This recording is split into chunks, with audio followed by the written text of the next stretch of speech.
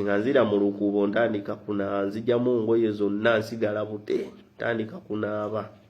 Bwe neekuuta mpola mpola kati mbadde naaba ngenza owulira sayidi eri ewasemba bwe wati nga waliyo omuntu era ali mu kunaaba, ngenza owulira ayimba naye nga eddoboozi ndimanyi bulungi, eddoboozi nga lyakaguloli lyaka girlfriend ka neighbor wange kamanyi okujjawo olusi ne kamalawo ennaku nga 3 ne kabeera naye ennaku 3 ne kaddayo.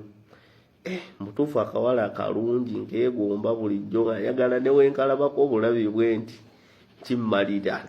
Ogenda n'oweebuuza ku social media platforms ezo ez'enjawulo abaana ebibuuzo ebitazimba oba babijjawa oba wakawuliriza ekibuuzo ekitazimba kimu obeera oscrollinga ng'olabayo ekibuuzo ekitazimba ekyokubiri ng'olabayo ekibuuzo ekirala. Kinene ekibuuzo kanti bawe mufuulu naawe weewulirireko kubanga abaana bo ebibuuzo ebitazimba babirina kyokka nange ne mbeeraawo ne ŋŋamba owaaye sijja biwuliriza nze kaka mbireeteeko ba SMX Media Kings and Queens abo nga be subscribers ba SMX Media nabo basobole okubeera nga bawulira ku bibuuzo ebitazimba nga bino. Actually kankako okuva gye katandikira paka gye kaggwera osobole okubeera ng'okeerabira. Kuba toyagala kumisinga bibuuzo nga bino, subscribing hano ku SMX Media tojja kubeera ng'omisinga updates naddala. Nzikiriza nkutegeeze ku Sheyi Ssebugwawo azze okubeera ng'akutaasa ennaku n'embeera embi mw'oli mu kubeera ng'oyita naddala ggwe ali ebweru nga visa egaanye onoonyeza omulimu gugaanye empapula zikutawaanya ssente zikuyita myagaana gya ngalo otawanyizibwa ensonga z'omukwano. Sheyi Ssebugwawo azze okubeera nga akutaasa ennaku eyo ng'akulombera edduwa.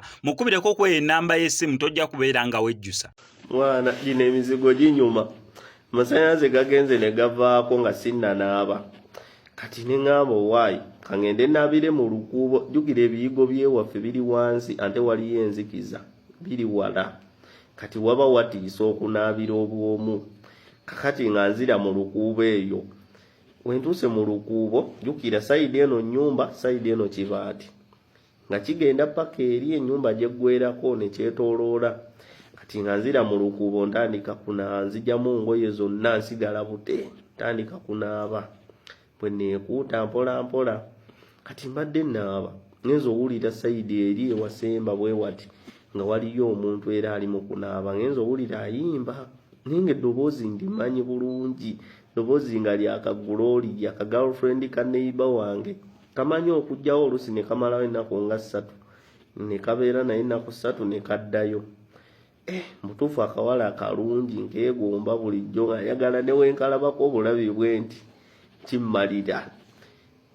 Nenzira kasabbooni kaye ne ntandika okunaaba nga naye nkoze nti afazaali nkalabeko obulabi naye nga waliwo enzikiza wakati waffe awo oba tolaba muntu ali eri naye ng'omuwulira. Kyenkoze nga nkwata amayinja, wabaddewo amayinja wansi we tunaabira awo, nga nkwata amayinja 3 nga nsooka nga kasuka ku kibaati emabega waako gabadde nga kasuse nga gakayitako ne gakuba eri emabega ku kibaati nga gavuga nnyo. Kasusa amayinja 3 omulundi gumu pa ne galeekaana. Kati bwe galeekaanye ngenza okukawulira nga kajja emisinde, kajja mami ababbi mami ne kajja emisinde nga kadde eno. Jjukira eno wabaddeyo mu maaso eno, ndowooza nako kawulidde omuntu nti waliyo anaaba kampulidde ne kajja emisinde.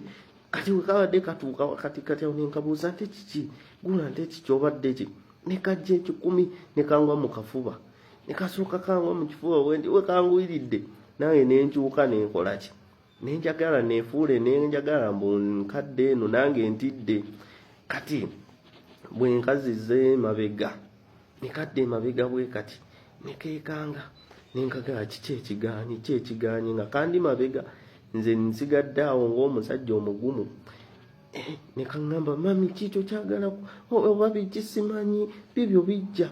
Kati ne nsooka mbubuuza nti kiki nga nze sirina kye ndaba.